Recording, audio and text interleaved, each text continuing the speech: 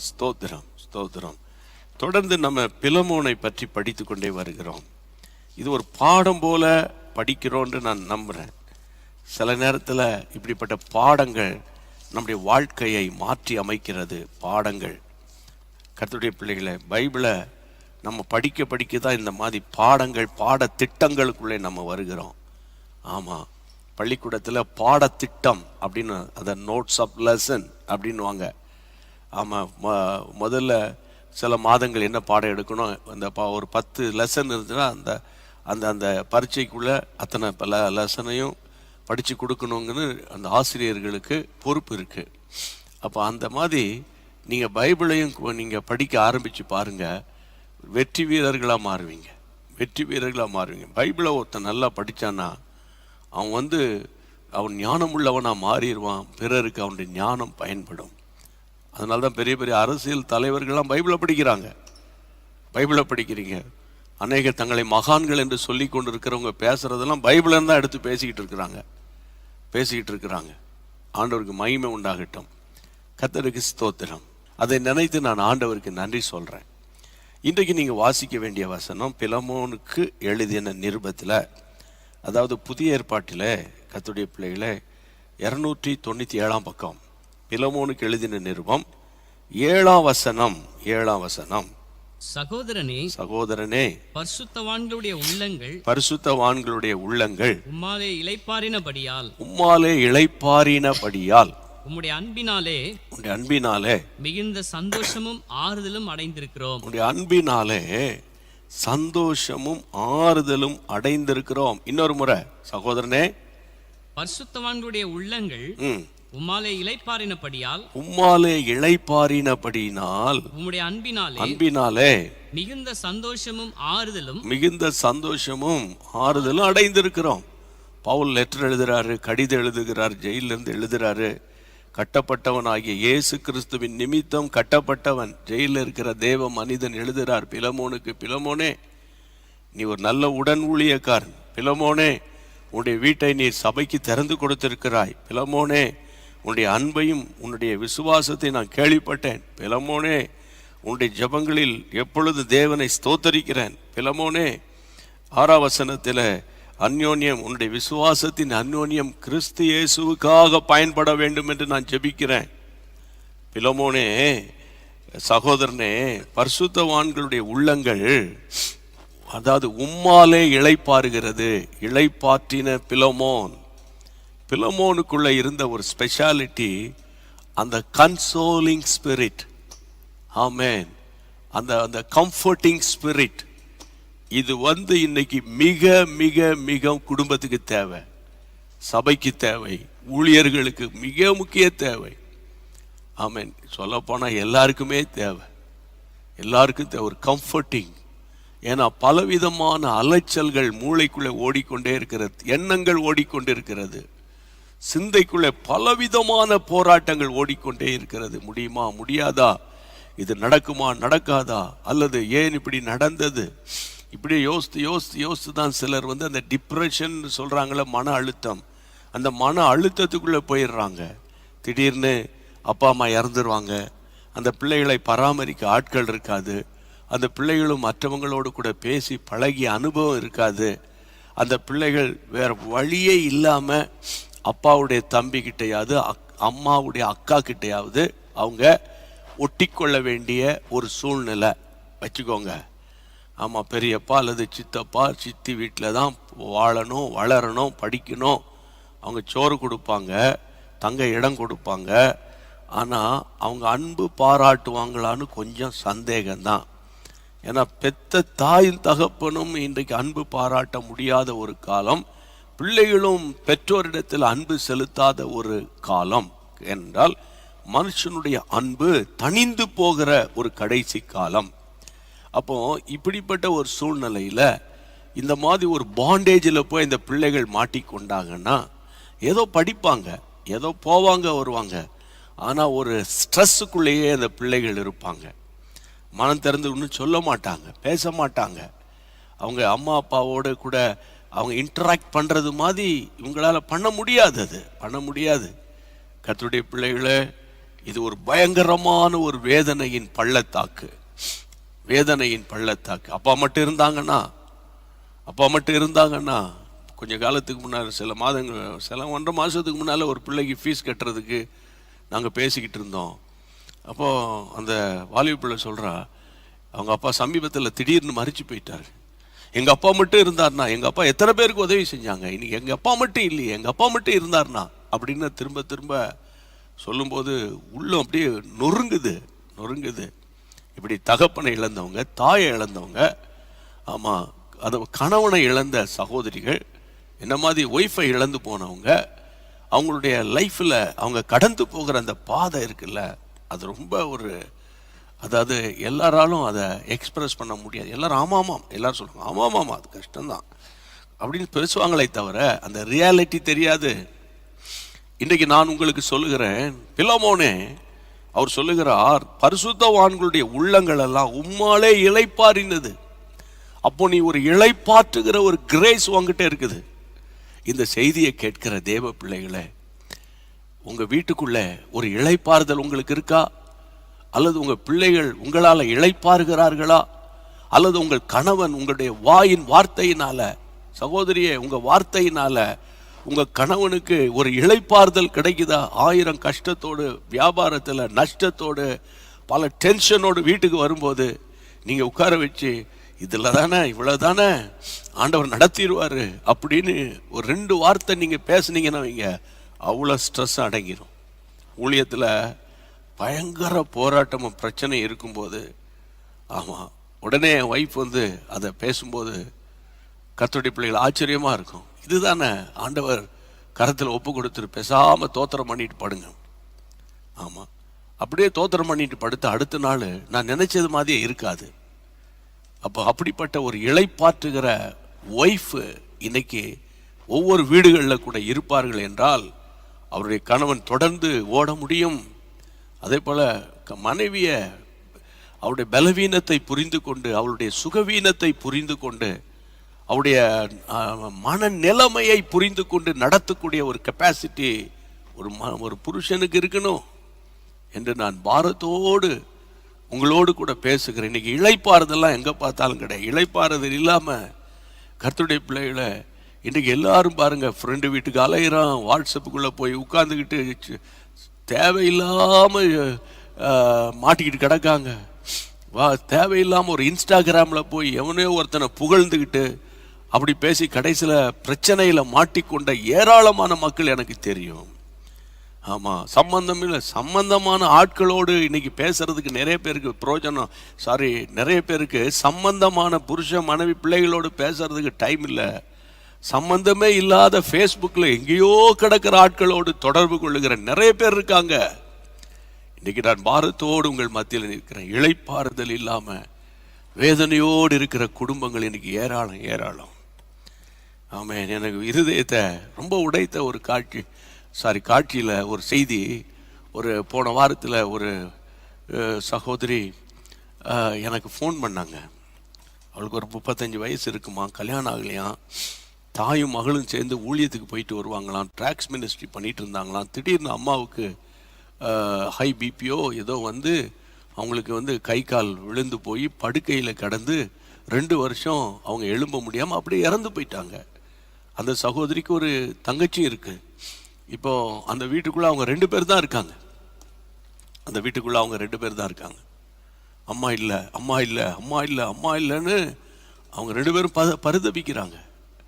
அப்போ நான் கேட்டேன், யார் உங்களுக்கு உதவி செஞ்சா? அம்மா, உங்கள் வீட்டில் யாரும் இல்லைன்னு சொல்கிறீங்களே, யார் அடக்க ஆராதனை நடத்தினது, எப்படி இதெல்லாம்? எங்கள் ஆலயத்திலேருந்து வந்தாங்க, அவங்களே செலவழித்து நடத்தினாங்க, எல்லாம் பண்ணாங்க. எல்லாரும் கல்லறையில் அம்மாவை புதைச்சோடனே அந்த கல்லறையிலே எங்களை விட்டுட்டு போயிட்டாங்க. அப்புறம் ஆண்டவர் உங்களை நடத்துவார் சொல்லிட்டு போயிட்டாங்க. அதுக்கப்புறம் இன்ன வரைக்கும் நீங்கள் சாப்பிட்டீங்களா, கொண்டீங்களா, என்ன பண்ணுறீங்க, ஏது பண்ணுறீங்கன்னு ஒருத்தர் எங்களை விசாரிக்கவில்லை. இன்றைக்கி மிகவும் இதை மாதிரி நிறைய ஸ்டோரிஸ் என்கிட்ட இருக்குது. ஆமென். கர்த்தருடைய பிள்ளைகளை, இந்த மரணத்தை போல வலியது கொடியது ஒன்றும் கிடையாது. கர்த்தருடைய நாமத்தினால சொல்கிறேன். அப்போ இன்றைக்கு விசாரிப்பு இல்லை, கம்ஃபர்ட்டாக பேசக்கூடிய ஆட்கள். நம்ம எச்சரிக்கவும் தெரியணும், கடிந்து கொள்ளவும் தெரியணும், அதே நேரத்தில் கம்ஃபர்ட் பண்ணவும் நமக்கு அந்த ஆவி நமக்கு வேணும் பிரியமானவர்களே.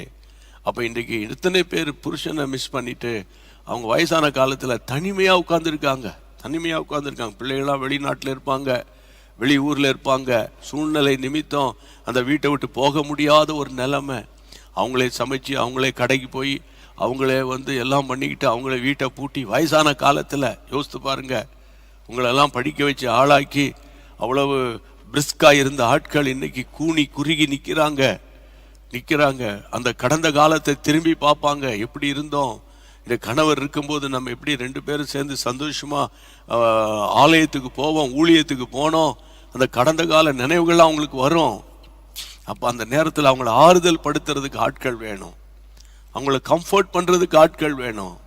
அப்போ இந்த வசனத்தை வாசித்த போது அநேக காரியங்களை ஆண்டவர் எனக்கு உணர்த்துகிறார், அநேக காரியத்தை கர்த்தர் எனக்கு பாரப்படுத்துகிறார்.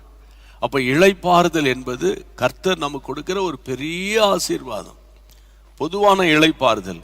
ஆண்டவர் சொன்னாரு, வருத்தப்பட்டு பாரம் சுமக்கிறவர்களே நீங்கள் எல்லாரும் என்கிட்ட வாங்க, நான் உங்களுக்கு இளைப்பாறுதல் தருகிறேன். இது பொதுவான ஒரு காமன் காலிங், பொதுவான அழைப்பு. வருத்தப்பட்டு யார் கிறிஸ்தவங்களோ, இந்து நண்பர்களோ, இஸ்லாமிய சகோதர சகோதரிகளோ யாரா இருக்கட்டும், சீக்கியரோ, ஜைன மதத்தை சேர்ந்தவர்களோ, எந்த மதத்தின், எந்த இனமோ, எந்த ஊரோ, எந்த மொழியோ யாராயிருந்தாலும் எல்லாருக்காக இயேசு சிலுவையில் ரத்தம் சிந்தினார். அதனால வருத்தப்பட்டு பாரம் சுமக்கிறவங்களே நீங்கெல்லாம் என்கிட்ட வாங்கப்பா, உங்களுக்கு நான் இளைப்பாறுதல் தருகிறேன் என்று ஆண்டவர் சொல்லி, ஆண்டவர் இளைப்பாறுதல் கொடுக்கிறார் கர்த்தருடைய பிள்ளைகளே. அது ஒரு வகையான இளைப்பாறுதல். இப்போ நீங்க ஒரு வசனத்தை வாசிக்கணும், அப்புறம் நம்ம அதன் அடிப்படையில் ஜெபிக்கலாம். 1 ராஜாக்களின் புத்தகம் 5ஆம் அதிகாரம். 1 ராஜாக்களின் புத்தகம் 5ஆம் அதிகாரம். நீங்கள் என்னோடு கூட நானும் திருப்புறேன், நீங்களும் அந்த வசனத்தை பார்க்கணும், சரியா? 5ஆம் அதிகாரம். நீங்கள் வாசிக்க வேண்டிய வசனம் 4ஆம் வசனம். ஆனாலும் இப்பொழுதோ என் தேவனாகிய கர்த்தர் எங்கும் எனக்கு இளைப்பாறுதலை தந்தார், விரோதியும் இல்லை, இடையூறும் இல்லை. சாலமோன் சொல்லுகிற ஒரு வார்த்தை, ரொம்ப முக்கியமான ஒரு வார்த்தை. இப்பொழுதோ என் தேவனாகிய கர்த்தர் எங்கும் எனக்கு இளைப்பாறுதலை தந்தார், விரோதியும் கிடையாது, இடையூறும் கிடையாது. எந்த பக்கம் திரும்பினாலும் எனக்கு ரெஸ்ட் தான். இன்னைக்கு நான் உங்களுக்கு சொல்றேன், சரீரத்தின் ஓய்வை பற்றி நான் பேசல. சரீர ஓய்வை விட உங்களுடைய மைண்ட்ல ரெஸ்ட் இருக்கணும், அதுதான் ரொம்ப முக்கியம். இது எப்படி சொன்னா புரியும்னா, படுத்து காலையில் எழும்பின மாதிரி இருக்கும், ஆனால் காலையில் ஃப்ரெஷ்ஷாகவே இருக்காது. அப்புறம் என்னத்தை தூங்கினேன், தூக்கமே வரல, நல்லா தூங்கின மாதிரி இருந்துச்சே, இல்லை, தூங்குறதும் முழிக்கிறதும் தூங்குறதும் முழிக்கிறதும் இப்படியே தான் இரவெல்லாம். அவன் மைண்டில் ரெஸ்ட் இல்லை, ஏதோ அந்த மைண்டை பாதிச்சிருக்குது, இருதயத்தை பாதித்த சம்பவங்கள் இருக்கும், அதன் மத்தியில் அடுத்த நாள் காலையில் சந்திக்க வேண்டிய பிரச்சனைகள் இருக்கும், அல்லது பண பொருளாதாரம் இருதயத்தை கசக்கி பிழியும், வீட்டுக்குள்ளே நடந்த நம்பிக்கை துரோகம், அல்லது பிள்ளைகளால் வேதனை. சில வீட்டில் இளம் வயதில் பிள்ளைங்க தவறான உறவுக்குள்ளும் கஞ்சா போதை மாத்திரைகளுக்கு அடிமையாகி சின்ன வயசுல 8, 9, 10க்குள்ளேயே இந்த கேர்ள் ஃப்ரெண்டு பாய் ஃப்ரெண்டுன்னு போய் நிறைய தவறான விதத்தில் பழக்கம் ஏற்பட்டு, அதனால பிள்ளைகளுக்கும் தகப்பனுக்கும் பயங்கர யுத்தம் நடக்கிற குடும்பங்கள் நிறைய இருக்கு. யுத்தம், செல்போனு கொடுக்கலன்னா நான் தற்கொலை பண்ணிடுவேன், செல்போன் இல்லாமல் என்னால் வாழ முடியாது என்று சொல்லுகிற பிள்ளைகள்லாம், பெற்றோரை மிரட்டுகிற பிள்ளைகள்லாம் இருக்கிறாங்க. செல்போன் கேம் விளையாடி அந்த மறுபக்கம் விளையாடுகிறவனோடு தொடர்பு ஏற்பட்டு அது பயங்கரமான பாவத்துக்குள்ளே போன பிள்ளைகள்லாம் எனக்கு தெரியும். அந்த பிள்ளைகளுக்கெல்லாம் கவுன்சிலிங் கொடுக்கும்போது என்ன பாடு தெரியுமா? ஆனால் ஆச்சரிய விதமாக அந்த பிள்ளைகளெல்லாம் கர்த்தர் காப்பாற்றினார். கர்த்தருக்கு ஸ்தோத்திரம். அப்போ பிரியமானவர்களே, இளைப்பாறுதல், இந்த இளைப்பாறுதல் மட்டும் நமக்கு, உங்களுக்கு, எனக்கு நல்லா இருந்ததுன்னா, அதாவது நம்ம நல்லா அயர்ந்து தூங்கும் போது தான் புதிய புதிய செல்கள் எல்லாம் உருவாக்கப்படும். ஜீரண உறுப்புகள் ஒழுங்காக வேலை செய்யும். காலையில் எழும்பும் போது ஒரு புது பலனை நம்ம அடைய முடியும். அப்போ நல்ல உறக்கம் இல்லாவிட்டால், இளைப்பாறுதல் இருந்தால் தான் உறக்கமே வரும். அப்போ பிரியமானவர்களே, இன்றைக்கு கர்த்தர் உங்களுக்கு நமக்கு சொல்லி கொடுக்கிற பாடம், பிலமோனை வைத்து கர்த்தர் சொல்லி கொடுக்கிற பாடம், பிலமோனே உனக்குள்ளே ஒரு ஆவி இருக்குது, சகல பரிசுத்தவான்கள் உம்மாலே இளைப்பாறுகிறார்கள். பிலமோனுக்குள்ள இருக்கிற ஒரு spirit of comfort, the spirit of comfort, இதுதான் இன்னைக்கு நமக்கு தேவை. அப்ப இன்றைக்கு நான் கர்த்தருடைய நாமத்தினால சொல்றேன், இன்றைக்கு அதாவது 1 ராஜாக்கள் 5:4 அந்த சாலமோன் சொல்றாரு, எனக்கு இளைப்பாறுதலை கர்த்தர் தந்துட்டாரு, எனக்கு விரோதியும் இல்லை, அப்புறம் இடையூறும் இல்லை என்று அவர் சொல்லுகிறார். ஆண்டவருக்கு மகிமை உண்டாகட்டும். விரோதியும் கிடையாதான் கர்த்தருடைய பிள்ளைகளே. அவர் சொல்றாரு, எனக்கு விரோதியும் கிடையாது, அப்புறம் இடையூறும் கிடையாது அப்படின்னு சொன்னதுனால என்ன நடந்தது அப்படின்னு நான் அப்படி மொட்டையா சொல்லிட்டு போக மாட்டேன். ஒரு ஆழமான சத்தியத்தை நான் ரொம்ப லேசா சொல்லி கொடுக்குறேன். அதாவது 5ஆம் வசனத்தை வாசிக்கலாம். அடுத்த வசனம் 5. ஆகையால் நான் உன் ஸ்தானத்தில் உன் சிங்காசனத்தின் மேல் வைக்கும் உன் குமாரனே என் நாமத்துக்கு ஆலயத்தை கட்டுவான் என்று கர்த்தர் என் தகப்பனாகிய தாவீதினிடத்தில் சொன்னபடியே என் தகப்பனாகிய தாவீதினிடத்தில் சொன்னபடியே என் தேவனாகிய கர்த்தரின் நாமத்துக்கு ஆலயத்தை கட்ட வேண்டும் என்று இருக்கிறேன். நல்ல கவனிங்க. ஆகையால் அப்படின்னு அந்த வசனம் ஆரம்பிக்குது. ஆகையால் என்ற இடத்துல அண்டர்லைன் பண்ணுங்க. அதுல என்ன இருக்கு, ஒண்ணுமே இல்லையே அப்படின்னு நீங்க நினைக்கலாம். ஆகையால் நான் உன் ஸ்தானத்தில் உன் சிங்காசனத்தின் மேல் வைக்கும் உன் குமாரனே நாமத்திற்காக ஆலயத்தை கட்டுவான் என்று என் கர்த்தர் என் தகப்பனாகிய தாவீதிடத்தில் சொன்னபடியே என் தேவனாகிய கர்த்தரின் நாமத்துக்கு ஆலயத்தை கட்ட வேண்டும் என்று இருக்கிறேன். இப்போ ஆலயத்தை கட்டணும் என்ற ஒரு அந்த வெளிப்பாடு, அந்த ரெவலேஷன், அந்த பாரம், அந்த ஏவுதல் எப்போ வரும் அப்படின்னா, கர்த்தருடைய பிள்ளைகளே, ஒரு மைண்ட் ஃப்ரெஷ்ஷாக இருந்தால் தான் உங்களுக்கு ரெவலேஷனே வரும். பைபிளை படிக்கிறீங்க, படிச்சுக்கிட்டே போகிறோம், படிக்கணுன்றதுக்காக படிக்கிறோம். ஆனால் சில நேரத்தில் படிக்கும்போது உங்களுக்கு படித்த வசனங்கள் தான் ஏற்கனவே வாசித்த சங்கீதமாக தான் இருக்கும். அன்னைக்கு பார்த்தா ஒரு புதிய வெளிப்பாடு உங்களுக்கு கிடைக்கும். விஷயம் என்னென்னா, உங்கள் மைண்டு ஃப்ரெஷ்ஷாக இருக்குது, உங்கள் மைண்டு கர்த்தரோடு கூட கனெக்ட் ஆகிருக்குன்னு அர்த்தம். கஷ்டத்தோடு, போராட்டத்தோடு, உபத்திரவத்தோடு அவசரமா ஐயோ பைபிள் படிக்கலையே அதுக்காக படித்தா ஒரு ரெவலேஷனும் வரவே வராது. இது பைபிள் வாசித்துட்டே இருக்கும்போது டைம் என்ன பாரு, சாப்பாடு ஆயிடுச்சா பாரு, யாரோ ஃபோன் அடிக்கிறாங்க பாரு, யாரோ கதவு தட்டுறாங்க பாரு. இதெல்லாம் ஏன்னா மைண்டு அப்செட் ஆகிருக்குன்னு அர்த்தம். அப்போ இன்றைக்கு கர்த்தருடைய நாமத்தினால உங்களுக்கு சொல்கிறேன், இவருக்கு ஒரு இளைப்பாறுதல் வந்துருச்சு. சாலமோனுக்கு இடையூறு கிடையாது, யுத்தம் கிடையாது, விரோதி கிடையாது. உடனே அவருக்கு அப்பா சொன்னது ஞாபகம் வருது. உடனே அவர் சொல்றாரு, கர்த்தருடைய பிள்ளைகளே, வேதம் சொல்லுகிறது, அந்த ஈராம் இடத்துல சொல்றாரு, என் தேவனாகிய கர்த்தரின் நாமத்திற்கு ஆலயத்தை கட்ட வேண்டும் என்று இருக்கிறேன். ஆலயம் கட்டப்படணும். இந்த ரெவலேஷன் எப்போ வருது? இளைப்பாறுதல் பெற்றவனுக்கு தான் ஆலயம் கட்டப்படணும். தாவீதுக்கு அந்த ஆலயத்தை கட்டணுங்கிற எண்ணம் வந்துச்சு. கர்த்தருடைய பிள்ளைகளே, நீ வாசிங்க 1 நாளாகமம் 22ஆம் அதிகாரம். ஸ்தோத்திரம், ஹல்லேலூயா. 7ஆம் வசனத்தை வாசிங்க. 22:7 சாலமோனை நோக்கி 22:7 1 நாளாகமம் 22:7 சாலமோனை நோக்கி, என் குமாரனே, நான் என் தேவனாகிய கர்த்தரின் நாமத்துக்கு ஒரு ஆலயத்தை கட்ட என் இருதயத்திலே நினைத்திருந்தேன். 8ஆம் வசனம். ஆனாலும் கர்த்தருடைய வார்த்தை எனக்கு உண்டாகி நீ திரளான ரத்தத்தை சிந்தி பெரிய யுத்தங்களை பண்ணினாய். நீ என் நாமத்துக்கு ஆலயத்தை கட்ட வேண்டாம். என் நாமத்துக்கு நீ ஆலயத்தை கட்ட வேண்டாயா? எனக்கு முன்பாக மிகுதியான ரத்தத்தை தரையிலே சிந்தினாய். இதோ உனக்கு பிறக்க போகிற குமாரன், வசிங்க, அமைதியுள்ள புருஷனாய் இருப்பான். சுற்றிலும் இருக்கும் அவன் சத்துருக்களை எல்லாம் விலக்கி அவனை அமர்ந்திருக்க செய்வேன். ஆகையால் அவன் பேர் சாலமோன் எனப்படும். அவன் நாட்களில் இஸ்ரவேலின் மேல் சமாதானத்தையும் அமரிக்கையையும் அருளுவேன். அவன் என் நாமத்துக்கு ஆலயத்தை கட்டுவான். போதும், அவன் என் நாமத்தின் மகிமைக்காக ஆலயத்தை கட்டுவான். அவன் எனக்கு குமாரனாய் இருப்பான். போதும், அவன் என் நாமத்தின் மகிமைக்காக ஆலயத்தை கட்டுவான். அப்போ இது பழைய ஏற்பாட்டின் சம்பவம். இதை வாசித்துக்கிட்டு இருக்கும்போது கர்த்தர் என்னோடு பேசின காரியம் என்ன தெரியுமா? What about New Testament says? என்ன புது ஏற்பாடு சொல்லுகிறது? புதிய ஏற்பாடு என்ன சொல்லுகிறது?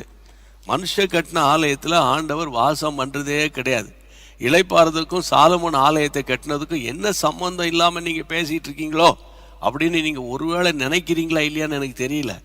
1 கொரிந்தியர் 3ஆம் அதிகாரம் கர்த்தருடைய பிள்ளைகளை 16 வசனத்தில் வாசிக்கிறோம். நீங்கள் தான்ப்பா தேவனுடைய ஆலயம். ஒருவன் தேவனுடைய ஆலயத்தை கெடுத்தா தேவன் அவனை கெடுப்பார். தேவனுடைய ஆலயம் பரிசுத்தமாக இருக்கிறது, நீங்களே அந்த ஆலயம் அப்படின்னு பைபிள் சொல்லுது. அப்போ பிரியமான தேவனுடைய பிள்ளையே, நீங்களும் நானும் வாழுகிற இந்த காலத்தில், அதாவது இளைப்பாறுதல் இன்றி நம்ம வாழ்ந்துக்கிட்டே இருந்தோம்னா நம்முடைய அனுதினமும் நம்முடைய ஆவிக்குரிய ஆலயம் பாதிக்கப்படும். ஆலயம் கட்டப்படணும். ஆலயம் கூட்டி கட்டப்பட்டு இசைவாய் கட்டப்பட்டு மாளிகையாய் எழுமணும். அதுதான் பைபிள். அப்போ நம்ம ஆண்டவர் சொல்றாரு, மனுஷன் கட்டின ஆலயத்திலாம் கிடையாது, அது ஒரு கட்டடம். உங்கள் சர்ச்சுக்கு என் சர்ச்சுக்கு நான் போகிறேன், அந்த கட்டடத்தில் போய் ஆண்டவர் தொழுது கொள்றதுக்கு நம்ம எல்லாம் ஒரு சபை கூடி வருவதற்காக ஒரு பில்டிங் ஆண்டவர் தராது. அந்த பில்டிங்கில் ஏசப்பாவை கதவு பூட்டி உள்ளே உட்காந்து அடுத்த வாரம் வர வரைக்கும் நீங்கள் உள்ளே தான் இருக்கணும். அவரை பூட்ட முடியாது. புகைப்படத்தில் அவரை வைக்க முடியாது. எங்கேயுமே சிலைகளுக்குள்ளே வைக்க முடியாது. அது உங்களுக்கு எல்லாம் தெரியும். லார்ட் இஸ் ஸ்பிரிட் இல்லையா? அவர் ஆவியாக இருக்கிறார். அப்போ கர்த்தருடைய பிள்ளைகளே, சாலமோன் சொல்றாரு, எனக்கு இளைப்பாறுதல், விரோதி இல்லை, ஒரு சஞ்சலம் இல்லை, சமாதானத்தோடு இருக்கிறேன். ஆகவே நான் ஆலயத்தை கட்டுறேன். ஆனால் எங்கள் அப்பாவுக்கோ சமாதானம் கிடையாது. ராத்திரியும் பகலும் ஒரே யுத்தம் யுத்தம் யுத்தம் யுத்தம் யுத்தம், போராட்டம் போராட்டம் போராட்டம், யுத்தம் யுத்தம், ஒரே ரத்தம் சிந்துதல். அதனால் ஆண்டவர் சொல்லிட்டார், எப்பா சமாதானம் இல்லைடா, உனக்கு இளைப்பாறுதலே இல்லை, உன் காலம் ஒரு வேதனையின் காலமாக இருக்குது. அதனால் எனக்கு நீ ஆலயத்தை கட்டாத. உன் குமாரனாகி சாலமோன் எனக்காக ஆலயத்தை கட்டும். அவன் நாட்களில் நான் ஒரு இளைப்பாறுதலை சமாதானத்தை கட்டளையிடுவேன். எதை குறிக்கிறது? நீங்களும் நானும் கர்த்தருடைய ஆலயம்தான். ஆவியானவர் நமக்குள்ளே வாசம் பண்ணிக்கிட்டு தான் இருக்கிறார். 1 கொரிந்தியர் 3:16-17 படி தேவ ஆவியானவர் உங்களுக்குள்ளே வாசம் பண்ணி கொண்டிருக்கிறார் என்பதை நீங்கள் அறியீர்களா? ஒருவன் தேவனுடைய ஆலயத்தை கெடுப்பானானால் கர்த்தர் அவனை கெடுப்பார்னு பைபிள் சொல்லுது. அப்போ நீங்களும் நானும் அவரோடு கூட இசைவாய் கூட்டி கட்டப்பட வேண்டும். உங்களுடைய ஆவிக்குரிய ஆலயம் கட்டப்படுகிறதா? அபிஷேகத்தில், விசுவாசத்தில், பரிசுத்தத்தில், ஆத்தும பாரத்தில், வருகையை குறித்த அந்த நித்திய ராஜ்யத்தை குறித்த அந்த சீயோனை குறித்த வெளிப்பாடு இருக்கா?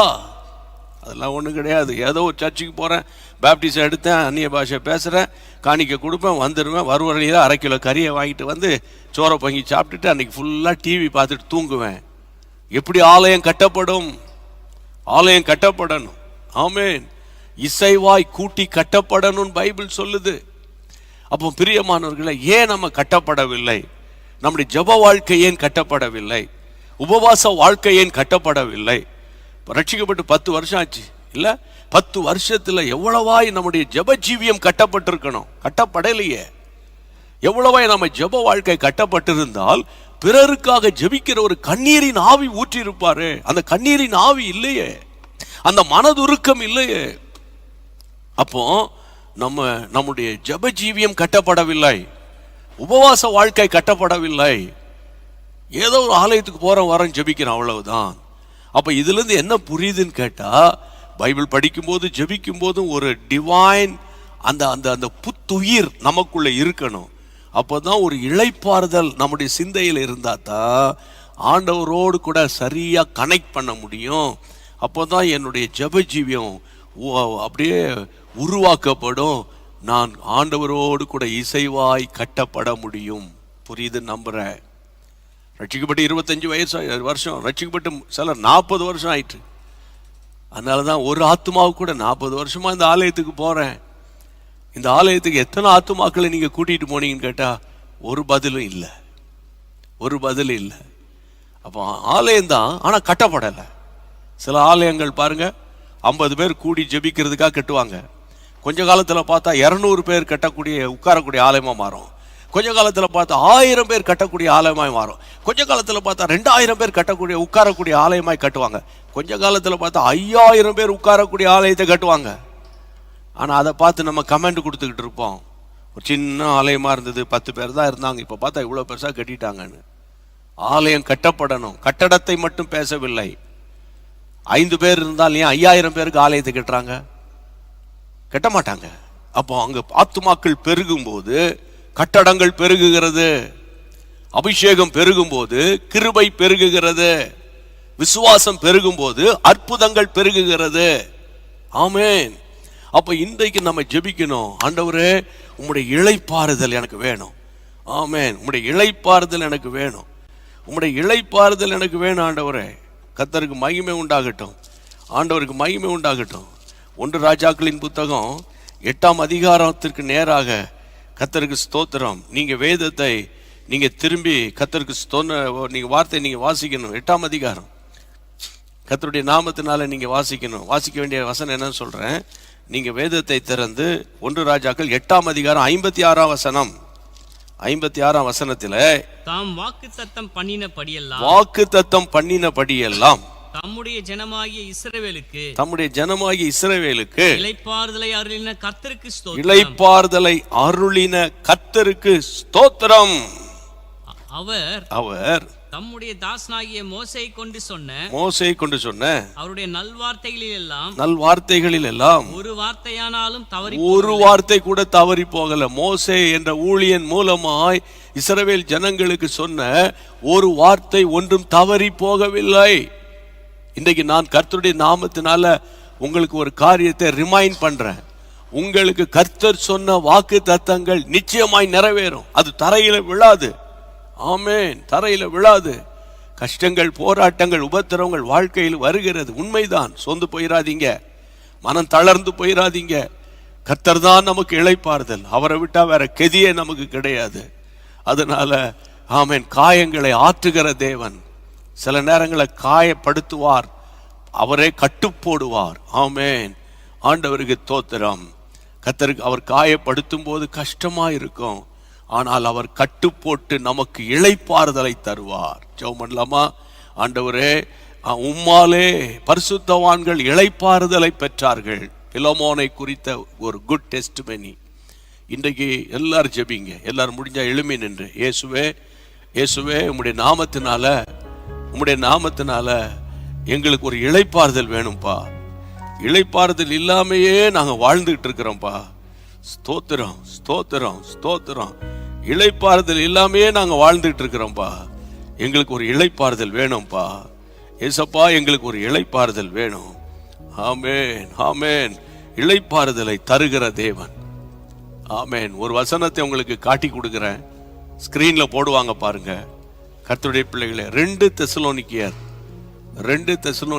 1ஆம் அதிகாரம், 2 தெசலோனிக்கன் சாப்டர் 1 verse 6 6ஆம் வசனத்தை பாருங்க.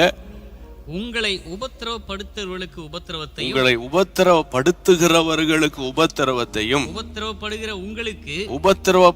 உங்களுக்கு எங்களோடு கூட இளைப்பாறுதலையும் பிரதிபலனாய் கொடுப்பது தேவனுக்கு நீதியாய் இருக்கிறது. அவர் நீதி உள்ளவர். உபத்திரவப்படுகிற தேவ பிள்ளையே, உபத்திரவத்தில் மூழ்கி போன தேவ பிள்ளையே, உபத்திரவத்தின் மேல் உபத்திரவத்தை சந்திக்கிற கர்த்தருடைய பிள்ளையே, உங்களுக்கு இளைப்பாறுதலை கொடுப்பது, இளைப்பாறுதலை பிரதிபலனாய் கொடுப்பது தேவனுக்கு நீதியாய் இருக்கிறது. அவர் நீதி உள்ளவர். நிச்சயம் உங்களுக்கு இளைப்பாறுதல் வரும். உங்க மைண்ட்ல ஒரு பெரிய ஒரு ரிலாக்ஸேஷன் வரும், ஒரு ரெஸ்ட் வரும். உங்க மைண்ட்ல ஒரு ரெஸ்ட் வரும். கர்த்தர் தருவார். ஏன் ஆண்டவர் செய்தார், ஏன் இது நடந்தது, ஏன் இப்படி முடிந்தது என்று புலம்பிக் கொண்டிருக்கிற உங்களுக்கு ஒரு இளைப்பாறுதல் வரும்.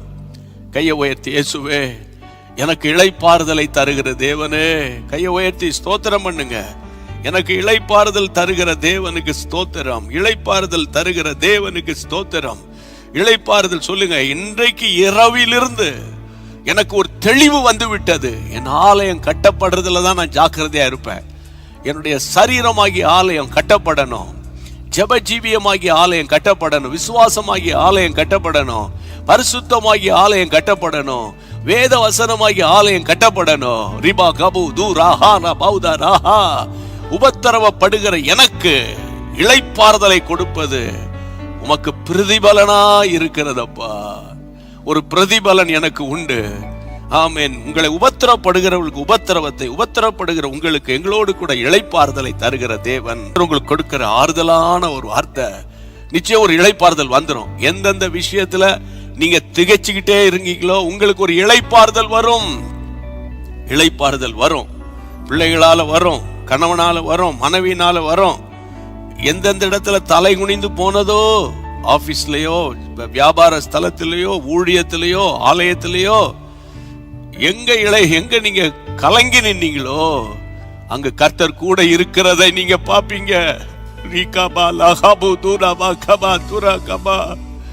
கண்ணீரோடு நான் தேவனை நோக்கி உங்களுக்காக ஜெபிக்க போகிறேன். தேவனே, எனக்கு இளைப்பாறுதலே இல்ல, வீட்டுக்குள்ள இளைப்பாறுதல் இல்ல, ஊழியத்துல இளைப்பாறுதல் இல்ல, வேலையிலும் இளைப்பாறுதல் இல்ல, தொழிலும் எனக்கு ஒரு இளைப்பாறுதல் இல்ல, படிப்பிலும் எனக்கு ஒரு இளைப்பாறுதல் இல்ல, என் ஃபேமிலி லைஃப்ல எனக்கு ஒரு இளைப்பாறுதல் இல்லாம நான் தடுமாறிட்டு இருக்கேன்னு ஆண்டவரே, இந்த இரவு ஜெபத்துல யாரெல்லாம் இப்படி சொல்றாங்களோ அவர்களுக்கு ஒரு பரிபூரண, ஒரு பெர்மனன்ட் இளைப்பாறுதல், டெம்பரவரி இல்லப்பா, ஒரு நிரந்தரமான ஒரு இளைப்பாறுதலை கர்த்தர் கொடுக்கணும். என் சமூகம் உனக்கு முன்பாக செல்லும், நான் உனக்கு இளைப்பாறுதலை தருவேன். ஆமென். இந்த வாக்குத்தத்தத்தை கர்த்தர் இந்த ஜெபத்தின் முடிவிலே கொடுத்து நம்முடைய பிள்ளைகளை தைரியப்படுத்துகிறதற்காக ஸ்தோத்திரம். ஆண்டவரே, ஜீசஸ் மீட்ஸ் யூடியூப் ஃபேமிலிஸ் உங்களுடைய இரத்த கோட்டைகளுக்கு கொடுக்கிறேன். ஒரு இளைப்பாறுதல் தரட்டும் ஆண்டவரே. எங்களுடைய பிரேயர் வாரியர்ஸ் ஆண்டவரே, ஜீசஸ் மீட்ஸ்னுடைய எல்லா ஜெப ஏக்கத்தில் இருக்கிறவங்க வீடுகளுக்குள்ளே ஒரு இளைப்பாறுதல் வரட்டும். ஃபேஸ்புக்ல ஆண்டவரே, ஆண்டவரே, யூடியூப்ல, அல்லாவிட்டால் ஆண்டவர் டிவி மூலமா யாரெல்லாம் என் கூட சேர்ந்து இயேசுவே இயேசுவே என்று கூப்பிடுகிறார்களோ ஒரு பெரிய ஒரு இளைப்பாறுதல், ஒரு பெரிய ஒரு மென்டல் ரிலீஃப் உண்டாவதாக. அயர்ந்த நித்திரையை தாருமப்பா. கர்த்தர் பெரிய காரியத்தை செய்தார், இதனால் நாங்கள் மகிழ்ந்திருக்கிறோம் என்று சொல்லட்டும். மாறாத தேவன் நடத்தட்டும். உமக்கு மகிமை உண்டாவதாக. ஜெபத்தை கர்த்தர் கேட்டார். ஆமென். ஹல்லேலூயா. ஆமென். எல்லாம் சேர்ந்து சொல்வோம். என் ஆத்துமாவே கர்த்தரை ஸ்தோத்திரி, என் முழு உள்ளமே பரிசுத்த நாமத்தை ஸ்தோத்திரி. என் ஆத்துமாவே கர்த்தரை ஸ்தோத்திரி, கர்த்தர் செய்த சகல உபகாரங்களை மறவாதே. ஆமென்.